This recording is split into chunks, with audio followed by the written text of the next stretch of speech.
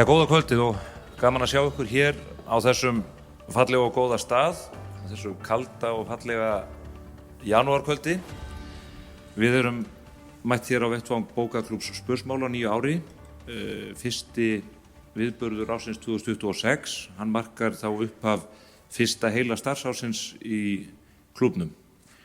Við erum hér út á Fiskislóð hjá Forlaginu, þeir skutu skjólshúsi yfir okkur á þessum frábæra stað sem að allt of fáir vita af, horninu hér inn af þessari stórglæsilegu bókabúð sem að þau reka hérna.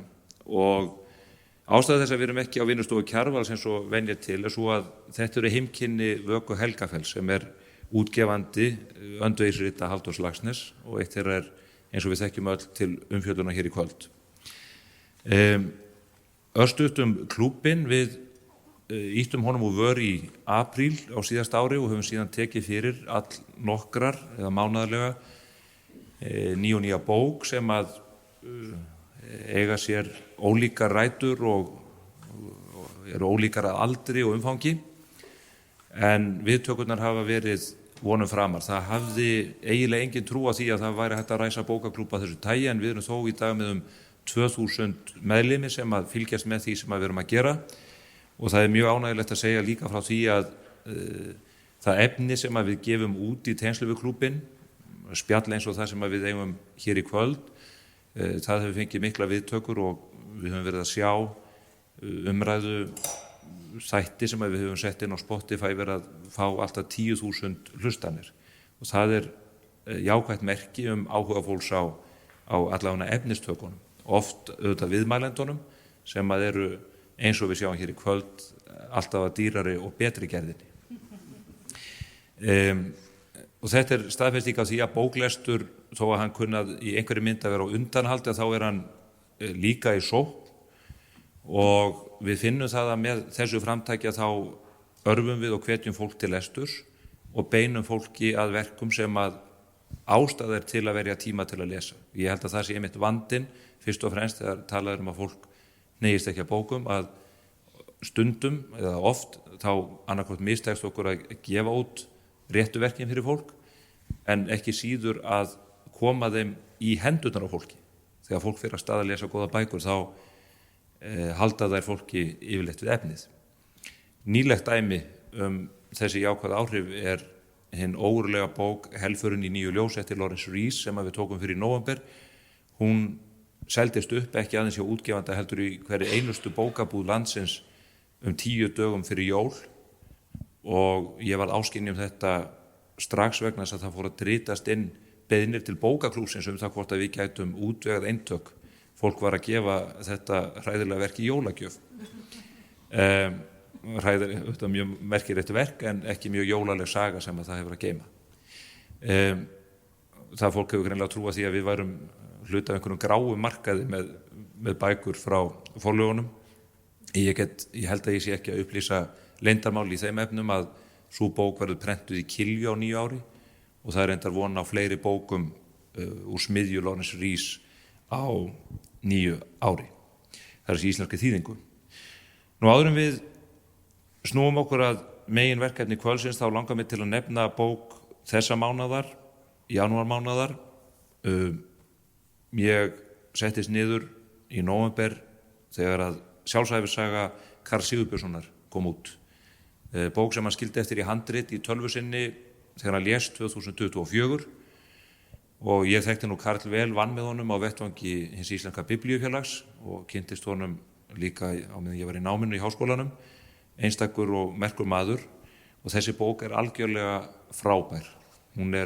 Það er ekki bara ástæða til að lesa hana til að kynnast Karli sjálfum, heldur líka Íslandi á 20. öld og ýmsum vinklum á það, auðvitað trúarlegum og kirkjulegum, en svo ótal mörgum öðrum. Hann var leikturandi penni, ótrúlega skemmtilegar sögur sem það er að segja frá. Ég get fullyrt að allavega í 3 tilvikum þá skellti ég upp úr við svona lýsingar, sérstaklega á aðstæðum þar sem Karl var að lenda í einhverju sem að maður gat alls ekki séð Karl fyrir sér. Til dæmis á byssuæfingasvæði í Bandaríkjunum þar sem var látin að neyddur til þess að skjóta úr hríðskotarifli. það var skondin lýsing. Það hvet ykkur til þess að verða ykkur út þessa góðu bók og við munum í lok janúar setjast niður og ræða tiltekna þætti í henni sem varða ekki síst kirkjupólitísk málefni og átök sem að urðu hér í upphafi þessar aldar og hann flettaðist inn í með dramatískum hætti. En að málefni kvöldsins, Logi Einarsson, menningar, háskóla og nýsköpunar á þeirra. Nú, það var rétt, já, það er engin leið að ná þessu. Ég kallaði bara menningar á þeirra, er það ekki? Já, þú voru að nota mækin. Já, það á við. Já, þú notar það. Það næra auðvitað yfir allt. Nýsköpun, háskólamál. Ég meina menningin auðvitað verður aldrei slitin úr samhengi neitt annað í mannlífinu, sko. Nei. Þannig út af fyrir sig gætur látið að næja bara að kalla með það hér eftir. Já, menningar á þeirra. Já. Við gerum það hér í kvöld, leifum okkur það, með leifi. Við ákveðum í desember mánuð að taka fyrir bók úr annarri átt og leifum okkur kannski að taka fyrir bókmenntaverk að einhverju leita létt þar að tæju og öðru heldur en það sem verður að ræða Xi Jinping eða heimsendi eða eitthvað slíkt. Og þá varð Íslandsklukkan fyrir valinu, en svo þegar maður lesa hann aftur þá áttar maður sig á því að hún uppfyllir allar þessar kríterjur og hún talar með mjög afgerandi hætti inn í samtíman. Ertu ekki sammála því? Jú, algjörlega og ég man að þú sendir mig post í desember og spurður hvort ég væri tilbúin í þetta og ég var svona frekar fljótur þó ég hafi nú kannski ekkert fram að færa sem fræðimaður heldur tala hérna bara þá sem bara hinn venjulegi Íslendingur sem að hef gaman af bókum og ólst upp við bækur og mér fannst hún alveg hafa relevans þá en Guð minn almáttugur síðustu 3-4 daga þá er þessi bók náttúrulega ótrúlega merkileg og ég held að það væri öllum hollt að lesa hana núna og víðar en á Íslandi kannski. Þar gerir ég ráð fyrir að vísa í nýlendu stefnuna og þessar væringar sem við verum að sjá hérna rétt vestan við okkur. Já, bara eins og Íslandsklukkan fjallar að það á jafnt við mannfólkið og þjóðir að sá sterki hefur tendens til þess að gína yfir hinum. Ein megin ástæðan fyrir því að ég valdi Íslandsklukkuna voru ummæli sem að ég naut á Sprengisandi hjá Kristjáni Kristjánsinni, kollega mínum, það sem að Ragnar Þór Pétursson fyrrum formaður kennarasambandsins, ég gaf ekki í skyn heldur eiginlega lýsti því bara yfir að það væri ekki ástæða til að lesa þessa bækur lengur í skólakerfinu vegna þess að það ættu ekki erindi. Mér fannst þetta stórkarlaleg og reyndar röng ályktun af hálfu formannsins fyrrverandi. Já, ég nú sammála því. Ég meina bækurnar Halldórs eru þetta af ýmsum toga, ég meina til að byrja með fjölluðu þeir kannski fyrst og fremst samtíman og voru svona bara hápólitískar. En síðan segir hann einhvers staðar að það séu hugmyndir og verk sem að höfundur vilji helst ekki takast á við og forðist í mörg ár en neyðist á endanum til að skrifa og hann skrifar þessa bók í og eftir stríðið, þessa þrjár bækur og hún auðvitað á alveg erindi við alla tíma. Ég get hins vegar alveg skilið Ragnar varðandi það að ég að minnsta kosti þegar ég las bókina núna hafði þá ekki lesið hana kannski í 20-30 ár og fór að hugsa aðeins þetta og ég hafði lesið hana sem unglingur en sennilega bara fyrsta hlutan og maður las hana kannski með allt öðrum augum af því að það duldist engum að Halldór Laxness getur náttúrulega verið brjálæðislega fyndinn maður og skemmtilegur og ég held sem unglingur þá hafi það nú kannski fyrst og fremst höfðað til mín frekar heldur en ég hafi verið að sitja þetta í einhvert sögulegt samhengi eða lesa í táknfræðina í bókinni og á þessum tíma man ég að ég var að lesa líka bók sem að ég hef lesið svona reglulega alveg fram á þennan dag sem Góða til Svæk og þó þetta séu allt öðruvísi bækur þá þá eru þeir ekki alveg óskyldir, Jón Hreggviðsson og Zweig. Þetta eru ólíkinda tól, svona nokkuð æðrulaus og velkjast lönd og jarðir og lenda í ævintýrum en standa yfirleitt alltaf upp. Og í þessari bók, Halldórs Laxness, þá endar meira að segja Jón Hreggviðsson bara næstu því eins og svo síðasta myndin í öllum Lukku-Lakkabókunum. Hann ríður reyndar ekki en hann hleypur inn í sólarlagið yfir leggjabrjót, held ég það veit. Þannig að það alveg hægt að lesa þessa bók sko á svo margan hátt, bara sér til skemmtuna líka. Ég reynda núna aðeins að velta fyrir mér hvað persónurnar þýddu, fyrir hvað stæðu, hvaða þýðing þetta hefði, en ég meina, ég held að það sé alveg hægt að taka hluta úr bókum Halldórs Laxness og byrja mjög fljótt að láta unglinga glíma við þetta og láta þau komast á bragðið. Ég algjörlega sammála því og ég ósammála þessari kenningu það eigi ekki að kenna börnum neitt sem þau ekki skilja. Við erum að kenna þeim til þess að þau skilji. Og reyndar svo ég vísi nú aftur í Karl Sigurbjörnsson, hann segir á einu stað í bókinni sinni sem að ég hef hugsað mikið þar sem að þakkar fyrir það eða lýsir því sem mikil blessun að hafa verið neyddur til þess að læra hluti sem hann ekki skildi. Það ekki endilega alltaf skilningurinn sem þarf að koma akkurat á þeim tíma þegar verið að mata manna þekkingu flóknum ljóðatextum eftir Einar Benediktsson eða Jónas Hallgrímsson. En ef maður á þetta í bakhöndinni þá kemur þetta til manns í ólíkum aðstæðum þegar maður hefur öðlast þroska og kannski það eins með Íslandsklukkuna að það ástæði til að lesa hana oft yfir ævina vegna þess að hún alltaf nýtt verk út frá reynsluheimi mann sjálfs. Algjörlega og já, maður lesa hana með nýjum hætti og mér finnst það reyndar bækurnar hans Halldórs, ég hef lesið margar en ekki allar sennilega en maður fær svona nýja uppáhaldsbók. Það eru aldrei svo sama. Ég held að það sé mjög fáir sem að kannski lesa Halldór Laxness fyrst 16 ára sem að halda sig bara við þá bók sem uppáhaldsbók. Ég byrjaði örugglega að lesa Sjálfstætt fólk og fannst hún bara eiginlega eina bókin í heiminum og mér finnst hún ennþá alveg brjálæðislega góð. En svona ef ég væri spurður í dag hver uppáhaldsbókið með eftir Halldór, þá myndi ég sennilega segja Kristni Halldundur Jökli, en það var bók sem að mér leiddist fyrst þegar ég reyndi að lesa hana kannski milli 20 og 30. Mér finnst hún ennþá hundleiðinleg. Já, þegar að þú áttar þig á því að það þarna einhver undirliggjandi alveg ofboðslega flott draugasaga, þegar ég skynja hana þannig, þá einhvern veginn heillaðist ég á þessum bókum og þegar fannst hún pínu svona bara eins og hún væri eftir, bara svona suðuramerískt skáld, svona ekki töfraraunstægi en svona, svona eitthvað dulúð þarna sem var þróður í gegnum hana. Þú ert að segja mér í skilja hana bara ekki? Já, þú náttúrulega ekki orðið jafngamall og þroskaður og ég. Nei. Það kemur. Svo ég fá að koma því að uppáhaldsbókin mín eftir Laxness Gerpla. Hún náttúrulega svo viðurstyggilega fyndin og lýsingarnar, en það á við, kannski förum aðeins inn í húmorinn.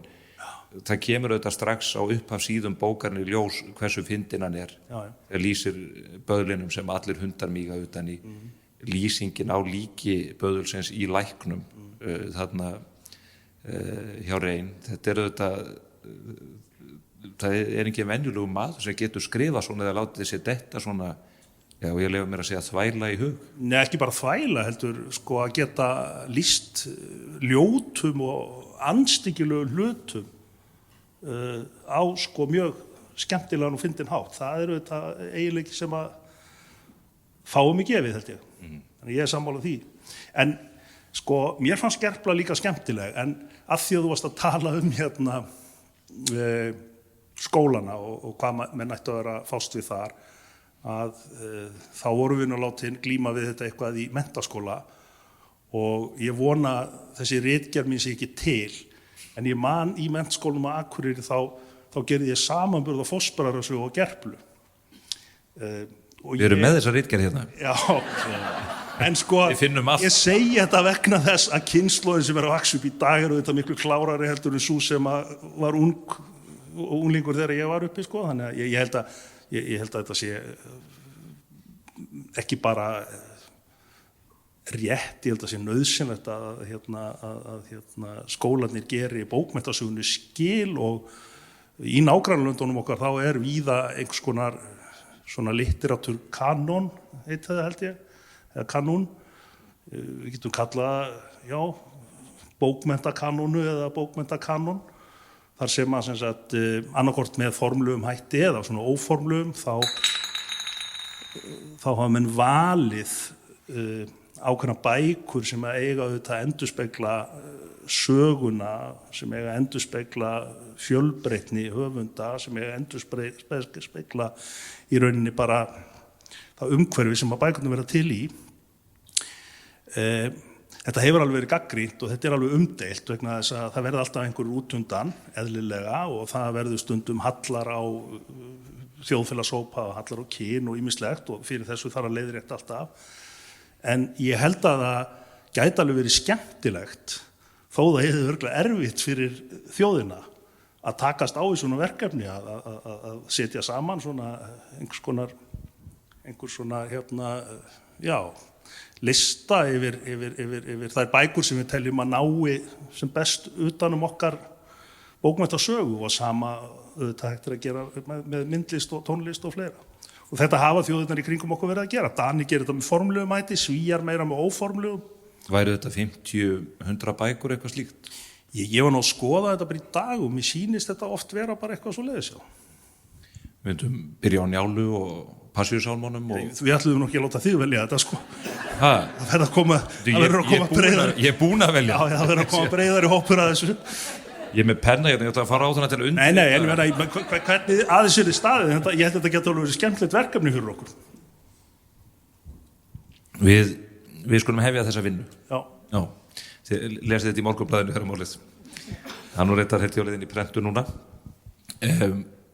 Varðandi frásögnina og kannski til að sitja í samhengi við sjálfstætt fólk og Gerplu. Það er alltaf svona undirliggjandi ekki pirringur en svona meðvitund hjá mér að Laxness hafi verið að hæðast að okkur. Hann hafi setið þarna á Gljúfrasteini og skrifað þessar bækur og ekki kannski endilega haft fyrirlitningu á samlöndum sínum, en kaldhæðnin gagnvart í hvernig við höfum einhvern veginn dröslast í gegnum aldirnar í þessum moldakofum og verið drepandi hvern annan hérna á tímum þjóðveldisins og annað. Já. Og seinni tíð er það oftúlkun? Ég veit það ekki. Gerpla náttúrulega kannski einhver leyti annars eðlis vegna þess að hún náttúrulega bara skrifuð í rauninni kannski svona með hliðsjón af fóstbræðrasögu og er bara dálítið svona, finnst mér allavega svona trú henni, sko. Og hún kemur á eftir Íslandsklukkunni, minni mig. Íslandsklukkan er kannski fyrsta bókin þar sem hann er svona knappar í stíl og er ekki mikið að lýsa hugsunum eða tilfinningu fólks, heldur bara segir frá atburðum. En jú, ég meina hann segir auðvitað frá mjög skelfilegum tímum og þjóðin á nú ekkert endilega svona blómaskeið alltaf, það er nú ekki hægt að segja það, og mér finnst það vera í Íslandsklukkunni kannski svona eins og ég sé þetta, þá eru þarna 3 aðalpersónur og þær geta sko alveg ágætlega staðið fyrir jafnvel bara 3 til 4 stefnur í mannkynssögunni eða listasögunni þess vegna. Ég meina að Jón Hreggviðsson er kannski svona bara fulltrúi svona síðmiðalda, forn í hugsun og ber svona öll einkenni þess að hann í rauninni hefur ekkert annað markmið í lífinu heldur en að komast af, og hann segir það beinlínis að ég man nú ekki hvernig hann orðaði það, en eitthvað á þá leið að hann skildi öxi og hann skildi krús með vatni, en hann skildir ekki abstrakt hluti eða hafði ekki áhuga á þeim. Svo ertu með kannski Arnes sem að er kannski þessi fulltrúi upplýsingarinnar. Ég meina kannski fór endurreisnin fram hjá Íslandi. Ég meina, hún var kannski til í einhverju mæli, ég meina, það var til einhver latínuskóli og það voru til einhverju menntaði menn, en ég held að svona almenningur hafi almennt ekki, endurreisnin snerti ekki almenning, ég meina. Fólk hafði bara ekki tíma til þess. Nei, og hún náði ekki hérna allavega í listum, ekki bókmenntum, ekki tónlist og ekki myndlist og kannski bókmenntum, en allra síst í arkitektúr kannski, það voru nú allar til hús þarna á þessum tíma. Svo finnst mér Snæfríður vera torræðust, að því að hún svona, hún á að vera þessi draumkenda manneskja og þessi tákmynd fyrir hérna, þjóðina, en leið og hún íhaldsöm og vill svona fyrst og fremst standa bara vörðum heiður hússins, eins og Halldór kallaði það nú held ég sjálfur, að þá hún líka bara svona dálítið flottur fulltrúi svona rómantíkvarinnar. Ég meina, hún leyfir sér það að verða ástfangin og ástir tveggja aðila á forsendum ástarinn voru kannski ekki beinlínis algengur hluti hvorki á Íslandi en í annars staðar á þessum tíma. Ég meina, það bara einhver hugmynd sem verður kannski svona almenn á undir lok 18. aldarinnar í Evrópu og kannski 19. aldarinnar hérna. Þannig að mér finnst hún vera mér finnst svona það svona verið að togast á og þetta ótrúlega fróðlegt að hetjan í bókinni, kannski svona ekki síst, þessi sem fórna sér fyrir menningarverðmætin okkar, hann svona tosa Ísland inn í framtíðina, bæði með því að varðveita þessar bækur og auðvitað reyna að koma á betri skikk í verslun og lappa eins upp á ásökumulega þjóðarinnar, á meðan að viðfangsefni okkar í dag kannski dálítið að hægja á vegna þess að við erum að sjá svo brjálæðislega hraðar breytingar og hérna við erum alveg eins og hann sem þjóð þá núna að berjast fyrir því að varðveita okkar tungumál. Ég meina það skrásett og allt það, þannig að ef það myndi líðundur lok, þá væri það til skrásett og gott og vel. En við erum allavega að reyna að varðveita talmálið og þessi máltækni áhersla, bæði hjá stjórnvöldum og atvinnulífi, hún auðvitað bara liður í því sama og hann var að gera á þeim tíma. En þar erum við að reyna að halda í við breytingarnar sem að vera sér stað innanlands. Þannig að, ég veit ekki, tíminn náttúrulega bara ótrúlega merkilegt fyrirbrigði, sko. Þetta líður alltaf hraðar og hraðar, þú tekur eftir því þó þú sett ekki eldri en þú ert, það ekki? Jú, já. Þú mátt ítreka þetta oftir í kvöld hversu ungur ég Já. Stundum veltir maður fyrir sig hvort að þú veist að svona upplifun á tímanum bara svona margkveldi af svona lifuðum dögum og einhvers staðar hef ég lesið það og það meikar alveg sens, en í mannkynssögunni getur það lögmál ekki átt við en samt erum við samt að upplifa hérna tíma þar sem allt líka að fara á miklu meiri hraða heldur en áður og á Íslandi stóður hlutin í stað bara í fleiri hundru ár. Forvitnilegt í því sambandi að eins og þú nefndir upp að bókin kemur út þarna í 3 bútum 1943, 44 og 46. Halldór að skrifa þetta í Íslandi sem hernumið en líka einhvern veginn að berjast út úr fornöldinni. Það bara þarna í kringu, það bara við komu hersins og með þeirra hröðu breytingum, efnahagslegu breytingum sem því fylgja sem að Íslandi skotið inn í nútíman. Ég var að ræða við mann í gær og ég rætti þetta oft við föður minn heitin, þetta voru menn fæddir kringu 1945-6, þeir fóru í sveit á sumrin og þeir voru á baðstofulofti, þeir sváfu í sama rými og allir aðrir heimilismenn. Það ekki lengra síðan, þetta fólk ennþá í mörgum tilvikum bara sprelllifandi og meðal okkar en fyrir okkur tvo baðstofuloft það ekki fornöld? Jú, sem betur fer en Varst þú á baðstofulofti kannski? Nei, ég var það nú ekki sko, en afi minn hann var rokkasmiður. Já. Hann smíðaði rokka, spunarokka og að kallaði Kalli Rokk sko 40 árum áður en að það hugtak var til vestur í Bandaríkjunum. Og var það þess vegna sem þú fórst út í hljómsveitagerð? Já, kannski. Fyrir misskilning. Já. Þetta allt eitt stór misskilningur. Já, og það þessi hraði, en förum aftur inn í í frásögnina sem þetta margbrotin og hún tegist víða. Áttu þér, já, kannski spyrja bara, áttu þér uppáhaldspersónu í þessu leikriti hans öllu saman? Eru þarna einhverja senur sem að sitja í þér umfram aðrar? Hafa haft einhvers konar áhrif á þig, hughrif?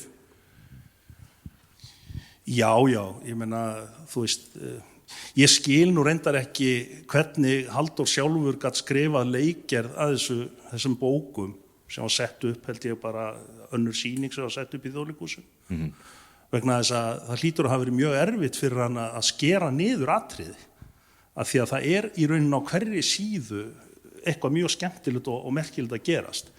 Ég ætla bara að vera trúr Jóni Hreggviðssyni bara einfaldlega vegna þess að svona, hann var svo fyrsti sem að náði mér.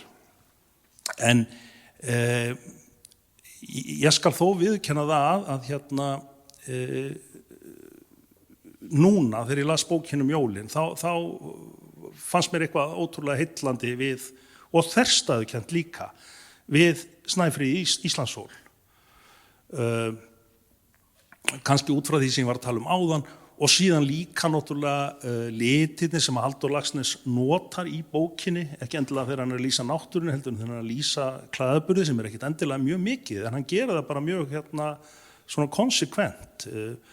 Ég meina, þetta nú yfirleitt í mórauðu litum og brúnu og svörtu, og það Arneas og Jón Hreggviðsson alltaf í svörtu, en svo kemur þessi bláa álfkona með gullspöngun sem meðja og blá augu og ljóst hár, og ég meina, hún álfkonan, hún það sem síðar verður fjallkonan, eða hún bara tákmynd Madonnunar, Maríu Meyjar?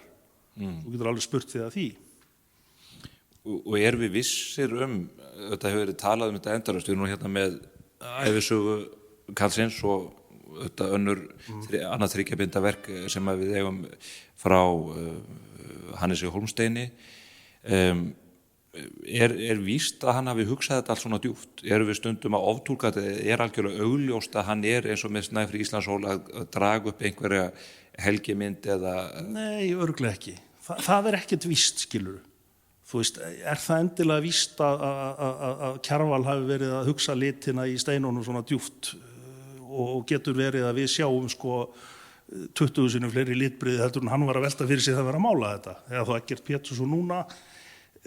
Ég veit það ekki, það skiptir ekki máli, en það allavega eitthvað í þessu sem að grípur mann, og ég held að hann hafi nú alveg örugglega verið að hugsa hlutina mjög nákvæmlega, það nú alveg greinlegt, en hvort hann var endilega að hugsa þá eins og við erum að túlka, og það efast ég auðvitað. Heimurinn sem hann þekkti auðvitað ólíkur þeim heimi sem við þekkjum. Já, en hann var nú fljótur, held ég, svolítið heimsborgari, og var nú svona kominn svona langt frá baðstofunni sem ungu maður, hann var fljótur heimsmaður, eða ekki? Jú, átti Jaguar og ekki Klaustur og þetta mögnuð ævi hans sjálfs. Já, mjög, og þú veist, og hann gerir henni einhverju lítið skil. Ég held að Guðskjafaþula sem nú svona nýverið orðin svona pínu uppáhaldsbók hjá mig líka, bara því hún svo brjálæðislega fyndin, sko. Ég meina, þar náttúrulega önnur sögupersonan, hún ungt skáld, sko, og hann hlýtur náttúrulega að vera aðeins að tala sjálfa sig og gera giss á sér og auðvitað samtímanum. Lærdómurinn eða þráðun í gegn, þú lýsir endalokunum þar sem að Jón fer hlaupandinn í sólarlagið. Hvað það sem að, hver boðskapurinn ef við hugsum þetta út frá lífi þjóðar, ef við leifum okkar að horfa á þetta í þeirri breiðu mynd að þetta séu táknmyndir, fámenn þjóð sem að bestu hungur að éta skinnhandritin af sulti, hér verður mannfellir æ ofan í æ, og ekki fyrir en bara í raun á 19. og 20. öld sem að við einhvern veginn komist almennilega á lappir. Boðskapurinn sá að menn eigi að þrauka þrátt fyrir hið óréttláta réttarkerfi nýlendustefnunnar?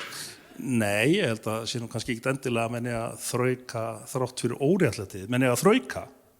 Ég meina, það nú bara kannski svona innbyggt í okkur að reyna það, en það gott að það komi til. aðilar eða atburðir sem að verða til þess að breyta því og þessi bók fjallar svo sannarlega það að það eru gerða tilraunir til þess að bæta líf okkar og annað sem að svona kannski bendir til þess að Arnes sé svona tákmynd upplýsingarinnar að hann verður líka ástfanginn, sannarlega ástfanginn, en hann hins vegar svíkur sína huldum ei og honum verður erfiðu dauðinn eins og sagt í kvæðinu. Hann í rauninni tekur bækurnar fram yfir og hann tekur svo í lok bókarinnar þjóðina fram yfir ástina. Eigin hagsmuni. Þetta er falleg saga og ég meina hann er auðvitað stóra hetjan í bókinni, hann er kannski ekki skemmtilegasti maðurinn í bókinni en hann er svona hetjan í bókinni. Nei, en ýmsar senur í kringum hann auðvitað sem eru bráðfinnar og lýsingarnar og ótrúlegt afrek sem hann vinnur þegar hann fer hér landið og eða vælir út eða hrifsar af fólki handritin sem að hann vissi að fólki gæti ekki varðveitt með þeim hætti sem þeim bar. Já, og voru kannski ekki endilega allir varðveislu, ég held að þetta hafi nú getað varla kallið varðveisla þegar hann finnur þarna skáldu slittururnar þarna úr rúmstæði kellingar, sko. Lýsingarnar á því sem að kemur upp úr þeirri dínu eru náttúrulega alveg ótrúlegar, fiskibein og fleira sem að hafi verið hruflað það saman.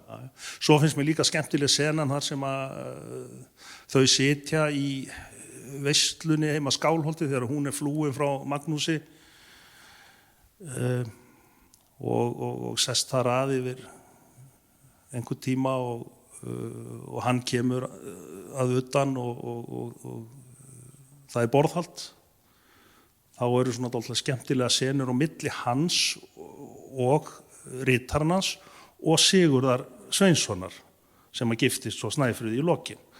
Og þar koma náttúrulega fram þessar svona skynsemis upplýsingar efasemda raddir þessara lærðu manna, sko, á meðan að presturinn er alveg bara staðfastur, sko, bókstafstrúar. Já. Aðeins út frá unga fólkinu og eiginlega þessari mótivasjón að taka bókina fyrir bækur Laxness eru þetta skrifaðar á ég hef að segja stafsetningin er léleg, hún er ekki rétt. Hún truflar fólk, hún gerir þetta dálítið óaðgengilegt fyrir marga, þær hafa nú reynda margar verið gefnar út með nútíma stafsetningu eða bara réttri stafsetningu, en það eru fleiri element í þessu sem ég velti mikið fyrir mér út frá unga fólkinu. Við sjáum og klúbburinn hér og það sem við erum að gera í kvöld er afsprengi þessara byltingar þar sem að hljóðefni nýtur mikill að vinsalda, þessi hlaðvörp og spjall manna milli jafnvel svo klukkutíma skiptir, mjög vinsalt. Svo er það gervigreindin sem að það er ekki hægt að halda neitt fund öðru svona minnast á hana, en ég leiði mér að spjalla þess við hana Íslandsklukkuna og það er ótrúlegt hvað gervigreindin er vel að sér í höfundaverki Laxness. Eru þetta ekki bara endalaust tækifæri til þess að halda innihaldinu, boðskapnum og arfinum sem þetta geymir að ungu fólki? Jú, örugglega. Vandamál við hins vegar við gervigreindina, eins og hún er stödd í dag, er að hún getur alveg byrjað á því að svara þér nokkuð gáfulega. Og ef þú ferð að þráspyrja hana, þá svarar hún þér. En þú hefur enga vissu að hún sé að segja þér satt. Það er bara eins og að tala um stjórnmálamann. Já. Nema þú hefur vissu fyrir það að hann er ekki að segja satt, er það ekki? En þannig að þú veist... Það er betra að vera viss í sinni sök. En það sem ég er að segja að það er sjálfsagt að nota hana og við eigum að nota hana og verðum að nota hana en við höfum að gera það bara mjög varlega. Ég man ekki nákvæmlega hvað þú varst að fabulera en eitthvað út frá menntakerfinu. Já, út frá unga fólki, ég er að velta fyrir mér nú rykfellur þetta upp í hillu og þú ert búin að nefna hér hvert öndvegisverkið eftir hann fætur öðru eftir annað Kristni Aldundi Jökli, Guðskjáðsvölu og annað og þetta eru verk sem að maður lítur svo á að fólk þurfa að kynna sér bara til þess að skilja hugsunarheim eða hugarheim okkar Íslendinga. Ég nefndi Njálu, Passíusálmann og annað. Eru við þarna í hljóðbókaheiminum, í hlaðvarpsheiminum með gervigreindina verkfæri til þess að dusta ríkið af þeim, koma þeim niður úr hillunum, þannig að fólk verði þá allavega viðræðu hæft í almennlegum boðum. Hræðir þetta mætti í boð og geti ekki rætt guðskjafasölu við þetta sko. Og nú þetta nú kannski ekki taldar stæstu bækurnar sem ég nefni, en það bara er það sem að svona, mér hugleiki í augnablikinu, að því að mér finnst það svo brjálæðslega fyndnar þessar tvær, en hérna, ég held að sjálfur örugt mála að hljóðbækurnar geta bara bætt við og stutt, ég meina fullt af fólki sem á erfitt með að lesa og þetta hlýtur að vera guðskjöf fyrir það fólk. Ég held hins vegar að hausinn á þeir hljóti að virka öðruvísi þegar þú meðtekur texta sko, með þessum hefðbundna hætti eða þú bara hlustar. Þannig að ég held við þurfum alveg að vera á varðbergi gagnvart því að skipta bara ekki öðru út. Þannig að ég held að lestur skipti ennþá gríðarlega miklu máli. En að því að þú nefndir áðan sko, stafsetninguna hans Halldórs, ég meina það voru líka fyrstu hindrunna mínar. Ég man eftir því, þú veist, þegar mér leiddist jól eða á föstudaginn langaði eitthvað bara kannski 13-14 ára gamall og seildist upp í hillur á heimilinu og þú veist, greip þessar fallega innbundnu bækur sko, sem að enn eru klassík sko. Já, heldur betur. Að ég held ég að vel gert nokkrar atrennur að því að þú veist mér fannst asnalegt að lesa Kóngur með ói og jóð au og þú veist og allt þetta sko þannig að ég held að það sé nú ekki nein synd að útbúa skólaútgáfur þar sem að textin kemst til skila en hann stafsettur öðruvísi en það eru nú væntanlega kannski færara fólk en ég sem að getur lagt dóm á það, en ég held að það hljóti að eiga að skoða. Ég held að Þjóðverjar gefi út þetta sem kalla gulu bækurnar. Það eru, sem sagt, og mér sé aðventa til í gulu bókunum í Þýskalandi, sko, sem svona sko, útgáfa af bókinni sem hugsuð sérstaklega fyrir skólabörn. Sko. Þannig ég held að það væri bara mjög sniðugt og eins væri nú hægt að búta þetta niður af því að ég meina Íslandsklukkan til dæmis, hún nú skrifuð í 3 köflum og það getur nú ekki verið mikill glæpur og að lesa bara fyrsta. Nei, það gerir það óhjákvæmilega aðgengilegra og það finnum maður eins og með bókaklúbb eins og þennan að maður veigra sig við að taka fyrir bækur sem eru kannski 6, 7, 800 síður, jafnvel þó það eigi erindi. Velt fyrir okkur til dæmis sögu Bítlana sem kom nýverið út í íslenskri þýðingu algjörlega stórkostlegt verk en maður veigra sig við að leggja þetta á fólk á einu mánuð, maður vill ekki hafa. Er hún betri heldur en 4 sinnum 3 klukkutíma heimildamyndin þá í stúdíói? Ég hef ekki séð hana. Það var agalega leiðilegt. Þessi bók hún er hverrar mínútu virði. Já, gott. En maður veltir þessu fyrir sér með svona aðgengið og umfangið. Ég ætla nú að opna líka á spurningar hérna á sal, við þurfum að gefa okkur örlítið tími í það, ég verið gagnrýndur fyrir að hleypa fólk ekki nægilega að. Erum við með auka míkrafón í salnum? Við erum ekki með auka míkrafón. Getum við ekki bara lána annan okkar og við skiptum? Jú, við getum gert það þannig. Það er spurning, Kristófer, getur þú aðstóð okkur með það ef eitthvað er? Þannig að vinsamlegast ef þið hafi spurningar til Loga varðandi Íslandsklukkuna eða það sem við höfum rætt hér þá megið endilega láta vaða. Hér er á fremsta bekk.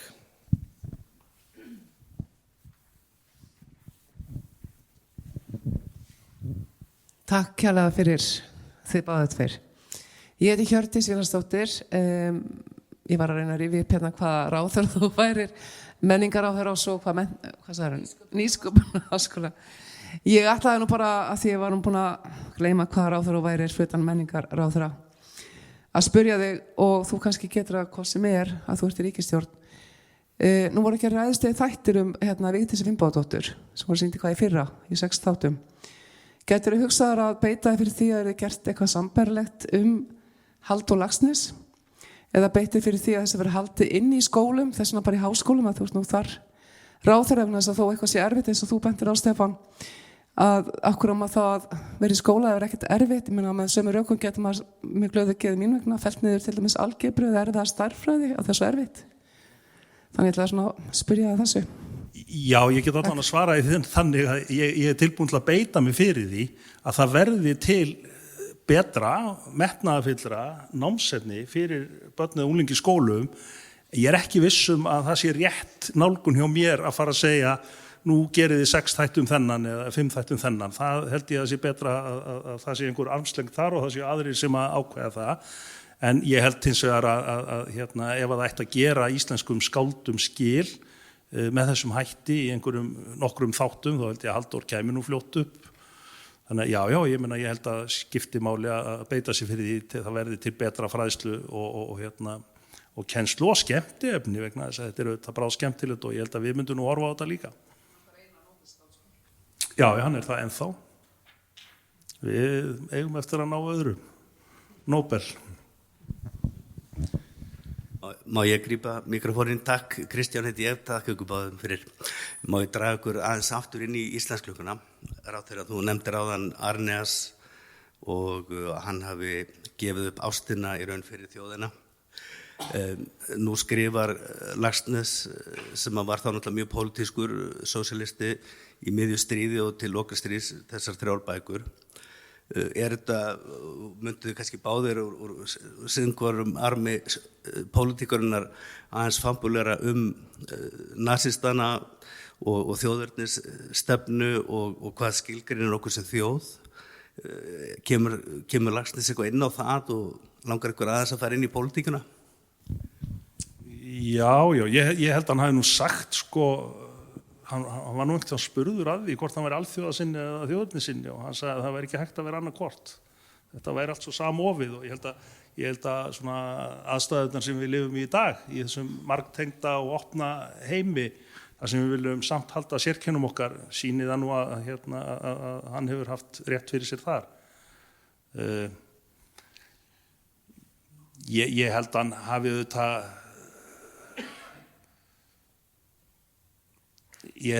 auðvitað verið með þessa stríðshörmungar, þessa ógn, þennan yfirgang í huga, en ég held að hann hafi auðvitað líka verið farin að eygja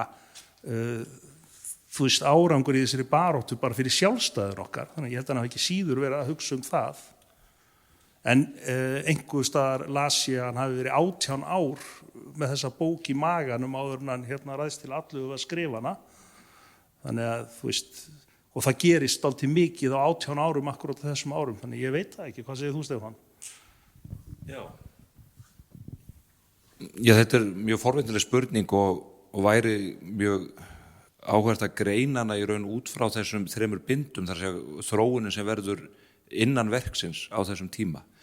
Rétt til getið að 1943 þegar að fyrsta bindi kemur út, þá hefur Ísland verið hernumið í 3 ár og maður veltir fyrir sér, og ég hef mikið velt fyrir mér varðandi Jón Hreggviðsson, hvað hann að fara með þennan mann sem að verður fyrir ofboðslegu óréttlæti trekk í trekk og einhvern veginn á sér ekki viðreisna von, það er valtað yfir hann.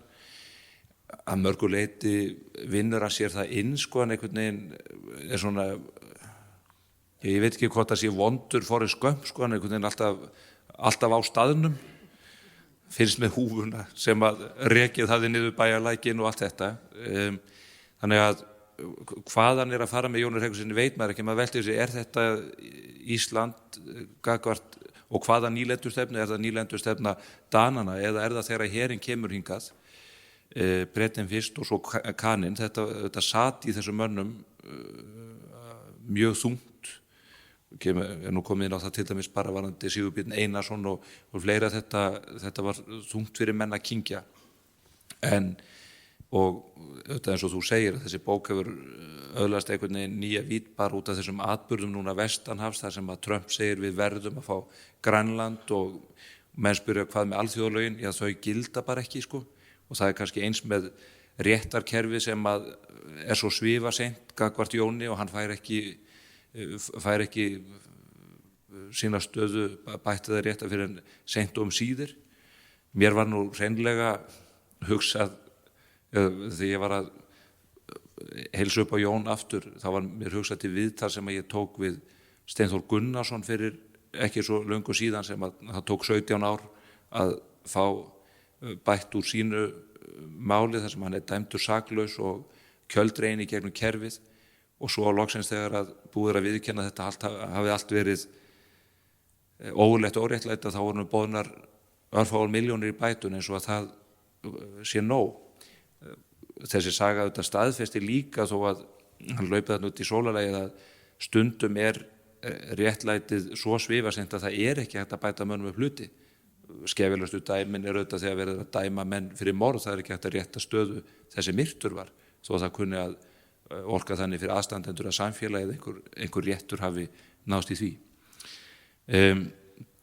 Ég hef bara ekki, og ég held að, eins og ég segja, við ættum að skoða þessa bók betur í þessu ljósi og við höfum fengið endurnýjaða ástæðu til þess út af þessum atburðum og ég get upplýst það hér að ég fæ núna á föstudaginn til mín gamlan menningarmálaráðherra Björn Bjarnason.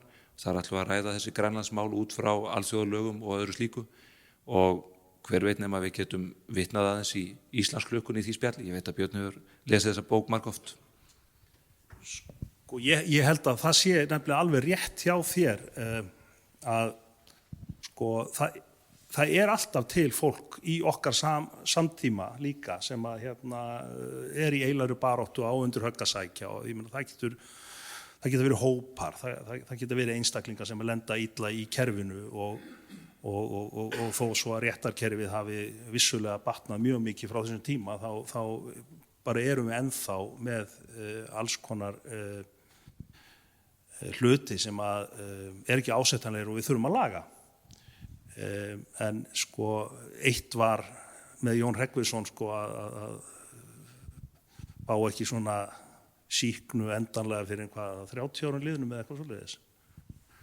Að þá var það þarna maðurinn sem ég man nú ekki hvað heitir sko sem að bölvaði því sko að hafa verið húðstrýktur á Suðurnesjum og hoggin á honum höndin á Vesturlandi fyrir sama glæpinn sko.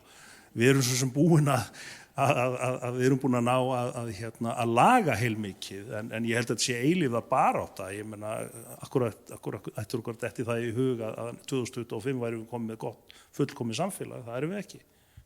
Þannig ég held að þú veist þessar táknmyndir séu alltaf til. Hverjir eru fulltrúar þeirra núna í dag? Ég veit það ekki. Það getur verið svo fjölbreyttur hópur. Áður við förum í næstu spurningu, mér langar eiginlega til að varpa spurningunni tilbaka til bókavarðar bókmenntafélagsins. Hver hans afstaði þessu sé? Er það síðar? Þá fá okkur auðvinsglas hér á eftir og förum yfir þetta. Logi, þú hefur tími í það eða ekki? Við fáum allavega að nýta ráðherrabílinn. Hann fótgangandi. Orðið laust. Já. Þorsteinn Jóhannsson heiti ég, gott kvöld og gleðilegt ár.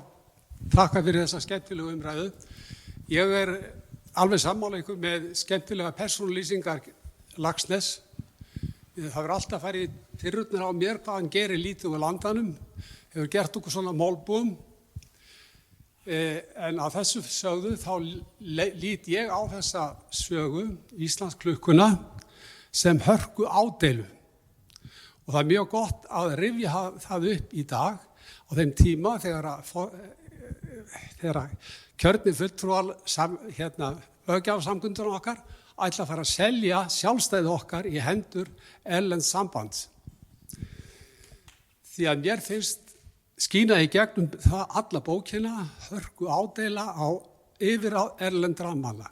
Þess vegna var til í huga mér þetta hæru skorinn, heyrnarlaus, hlusta og reyna að skilja, ráðherrann með harðan haus,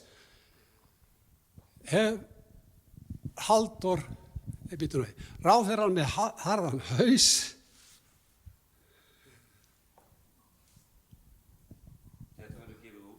það enda með Kiljan. En allt það, mér finnst þessi bók skemmtileg, margan hátt, en fyrst og síðast ádeila. Ádeila á framkvæmdavaldið eða stjórnsýsluna á Íslandi, löggjafarvaldið og ekki síst það yfirráð erlendis ríkis.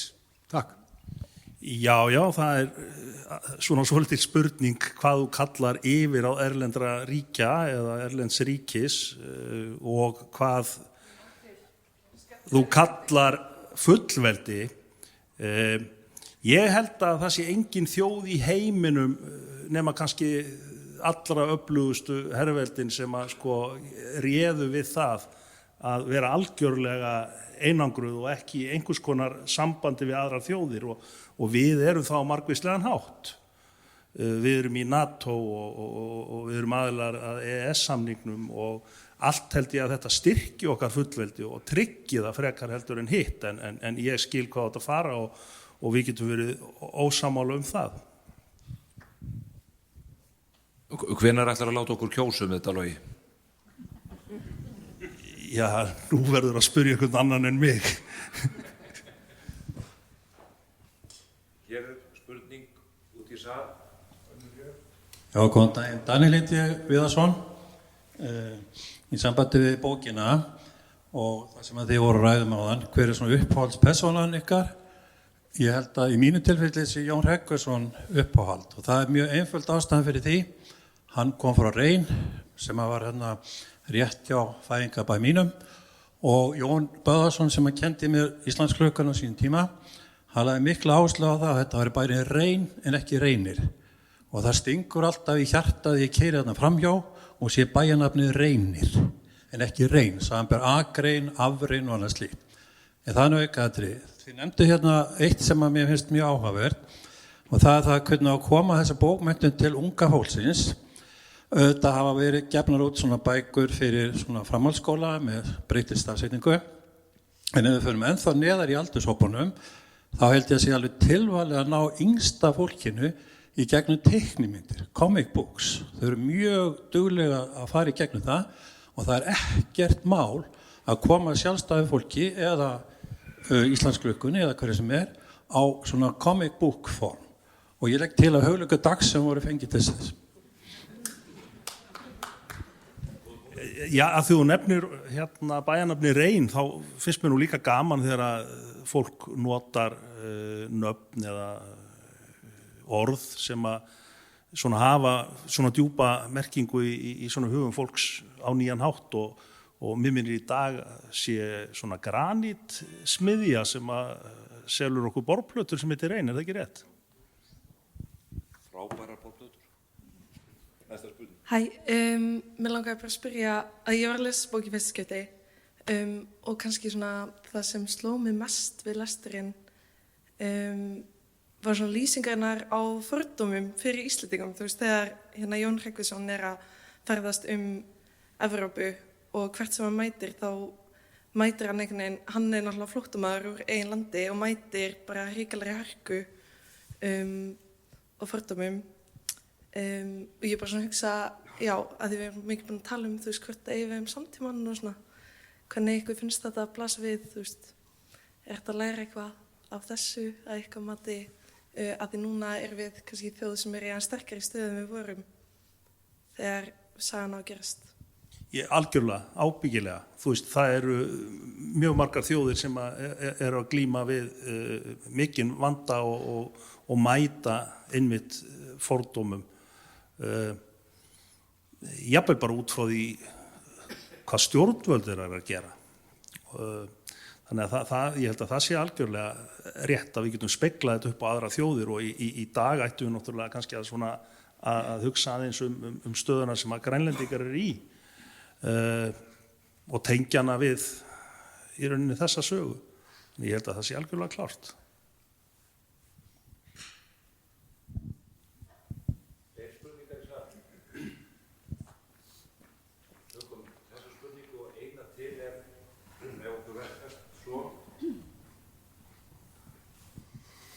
Já, ég kannski fæ að standa upp því ég sé eitthvað alla hérna, en hérna Hallur heiti ég, þakka kærlega fyrir hennar bókaklúbb og þessu kvöld, þetta annað skipti sem ég mæti og hérna vil svo til að ég hef alltaf viljað til að ég nýbúin að lesa þessar bækur sem hafa verið hérna, ég veit ekki hvort að Stefán Einar er einhver hugsanarlesari eða hvernig það en allavega ég las Íslandsklukku bara snemma á þessu ári og í fyrsta skipti og hafði mikið gaman að og ég fór nú að velta fyrir mér hérna þessar spurning sem þið byrjuðuð á, það er að segja hvernig talar þetta inn í samtíman og ég fór svona aðeins að velta því betur fyrir mér, svona annað en það að maður kynnist auðvitað fortíðinni og það út af fyrir sig náttúrulega bara mjög mikilvægt hvaðan við komum og svo framvegis. En hitt þetta sko sem manni dettur í hug og þegar þið fara að tala gervigreindina og slíkt og þessa spennu sem í bókinni á milli þess að það gert hispurslegt grín að þjóðinni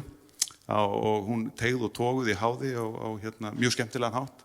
En á sama tíma svo mikil verðmæti. Það að segja Arnes ferðast úr landið og reynir að bjarga öllum þessum verðmætum sem að samt eru hjá þessari hrjáðu þjóð. Og ég fór að hugsa þetta í tengslu við það sem að ráðherra sagði í varðandi gervigreindina. Hvort að við séum einmitt kannski einhverju leyti í þeirri aðstöðu núna, við höfum kannski litið á þessi verðmæti sem við höfum, menninguna og tungumálið og svo framvegis, litið á það sem svolítið sjálfsagt mál, þar að segja að maður elst upp á menningarheimili þá leiðist manni og maður grípur í bækurnar, en núna þurfum við virkilega að hafa fyrir þessu. Og sem foreldri og slíkt að þá veit ég það bara ef þú gerir ekkert í þessu, að þá gerist ekkert. Og nú ég líka að kenna í háskóla og svo framvegis, og það að segja, ef maður til dæmis sér ekki til þess að fólk sé ekki að nota gervigreind eða á ekki að nota gervigreind, þá bara gerist það. Það að segja, við þurfum kannski einhverju leyti eins og Arnes að gera, við þurfum að virkilega hafa fyrir því að vernda þessa menningu og þetta tungumál sem við eigum. Sko, ég algjörlega sammála því og það sem ég nefndi áðan, við þurfum sennilega bara að gera það á annan hátt, af því að við erum sannlega búin að koma okkur upp þessu glæsilega húsi vestur á Melum, Eddunni, þar sem að kjallari sem að í rauninni kemur í vekk fyrir það að brunin í Kaupmannahöfn geti endurtekið sig og okkar handrit eru trygg þar. En það auðvitað bara heimildin og þessi skriflegi arfur. En nú erum við kannski meira að tala tungumálið. Gervigreindin eitthvað sem við verðum að tileinka okkur og að læra inn á, bara einfaldlega vegna þess að við lifum í heimi þar sem að fyrirbæri eins og hún unir ekki neinum landamærum eða hreppamörkum. Hún kemur hingað hvort sem okkur líka betur eða verð. Og við getum verið afneitunasinnar og sagt við ætlum ekki að nota hana, en þá held ég að við munum dragast aftur úr. Við þurfum eins og að tryggja að íslensk tunga verði hluti af viðmótinu inn í henni. Og það bara viðvarandi verkefni og náðist bara gríðarlega góður árangur á síðasta kjörtímabili þegar að þetta rataði inn í ChatGPT og við erum nýbúin að senda bréf til Apple og fleiri vegna þess að því víðar sem við komum tungumálun okkar fyrir inn í þessu viðmóti, því líklegra að við höldum áfram að nota tungumálið. Og það þess vegna sem við notum Samsung síma, af því að þeir eru með íslenskt viðmót. Og Samsung samstarfsaðili bókaklúbsins, ekki Apple, þannig að sendu bréf á þá eins og þú getur. Já, og hvernig síma ertu með? Sko, gott fordæmi. Einhver spurning hér í lokin? Eða segjum þetta gott? Það eru tvær í viðbóð, þetta eins og á góðu uppboði. Býður ykkur betur? Tökum þessar tvær og höfum það stuttar. Byrjum aftar og svo á fremsta bekka 9. Já, ég var bara að hugsa botni í þessa hendlingu sem kom þetta fram í skal. Ráðherra með harðan haus. Það væri gaman að auglýsa til botni. Mér datt helst í hug og skrúan laus. Já. Það þetta var prýðilegt en stuðlaði ekki. Ef við ætlum nú að vera bara mjög dogmatísk. Já. Já, ég var bara að pæla svona til að ljúka þessu kannski á svona bókmenntalegri umræðu, hvort þið ættu ykkur uppáhaldstilvinnun úr bókinni eða ykkur svona uppáhalds, setningu eða augnablik eða.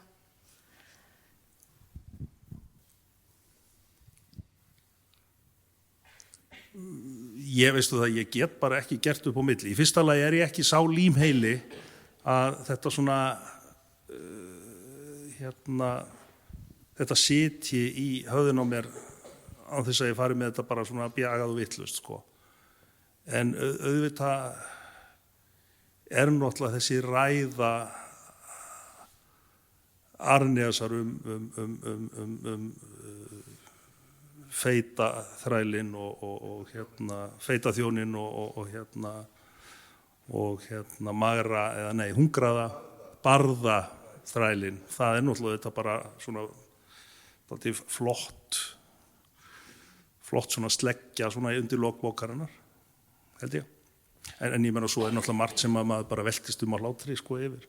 Það eru þetta margar senur, það kannski ef maður var að taka einhverja tiltekna kafla þá eru þeir margir sem eiga við, en það ein setning sem að skýtur mjög oft upp í kollina mér þegar ég lendi í aðstæðum sem eru óþægilegar og ég lendi oft í því í mínu starfi, að þá kemur upp setning sem að finnast nefn í bókinni þegar þau koma þarna inn í húsakynnin að við það fara að finna skáldu og hún horfir í augun á Arnesi og segir: vinur, hví dregur þú mig inn í þetta hræðilega hús? Og ég hugsa þetta svona 3 í viku held ég. Ég ætla ekki að segja í hvaða húsum það er.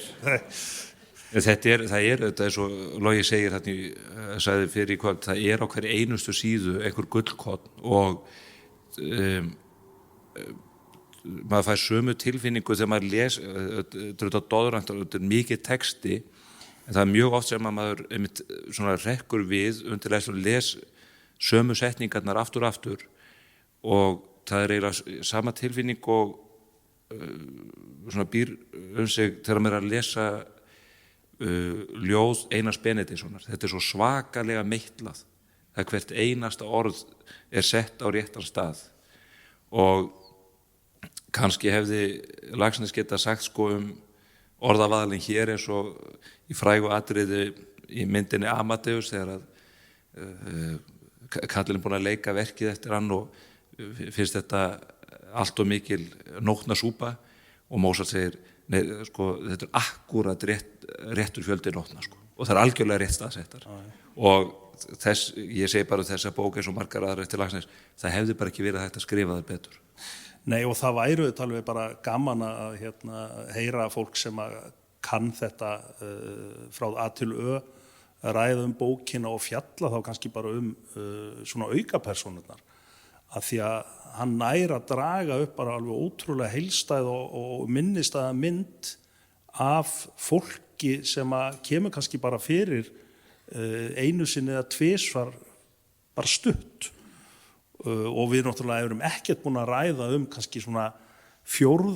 ásinn sko, sem að er Magnús í Bræðratungu, sem er auðvitað náttúrulega sko vondur maður en breyskur líka og viðkvæmur og svona þessi típiski svona túrakall eins og maður mann, þú veist, eftir kannski svona á 7. og 7. áratugnum. Ég verða viðurkennulega, ég hélt fyrirfram þegar ég var að nóta niður hjá mér og ákveða að spyrja uppáhaldspersónuna.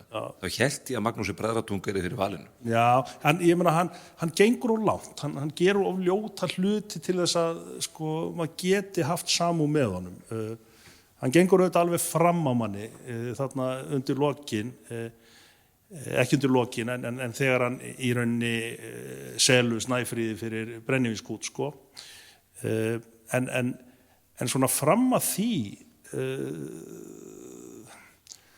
þá var þetta svona manneskja sem að maður svona finnst maður kannast við úr Íslandssögunni síðan líka sko. Hver er líkastur honum í þinginu?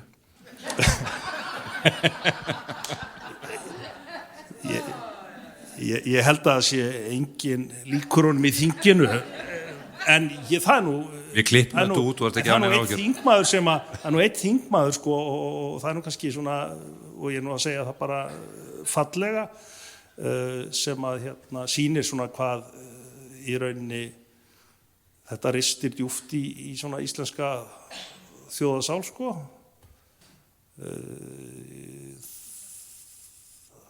Hallar Hrund, forsetaframbjóðandi, áður verið þingmaður, þá kemur hún fram í auglýsingu þar sem hún bara klædd eins og Snæfríður Íslandssól og það rosa flott auglýsing og hún var auðvitað glæsileg, hún ekki ósvipuð því sem maður getur gert sér í hugalund að Snæfríður sjálf hafi verið en þetta held ég að Ertu að vísa í auglýsingunni forsetakjörinu? Já. Já. Þar sem hún beinlínis í bláa kjólnum með svona linda mittið og ljóst slegið hárið og þetta auðvitað bara bein svona tilvísun í fjallkonna en Snæfríði líka alveg örugglega. Þú getur ekki lýst, eða ég get ekki lýst sælurhrollinum sem að fer í gegnum kropp blaðamannsins þegar hann sér fyrirsögn fréttarinnar þennan bókaklúbb verða til hér í þessari andrá.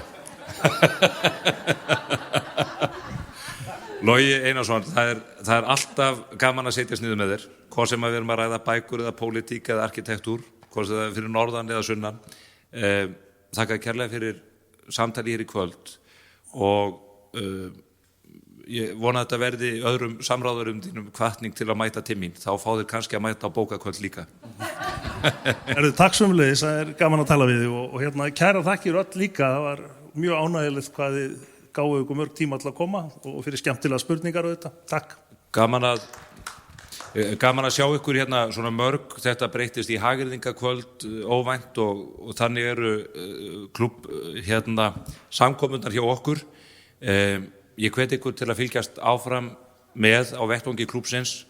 Eins og ég segi, Karl Sigurbjörnsson eða ævisaga hans sjálfsævisaga verður til umfjöllunar núna í janúar, mjög læsilegt og gott rit og ég ætla ekki að segja ykkur of mikið það sem framundan á árinu en við erum að stilla upp mjög áhugaverðum og góðum bókum og ég ætla að leyfa mér þó, ég ætla að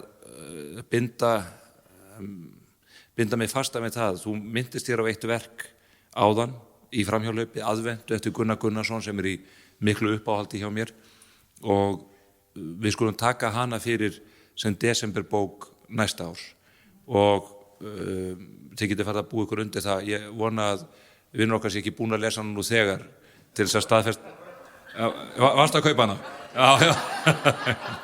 Við erum að fylgjast með þér, þú veist það. Já.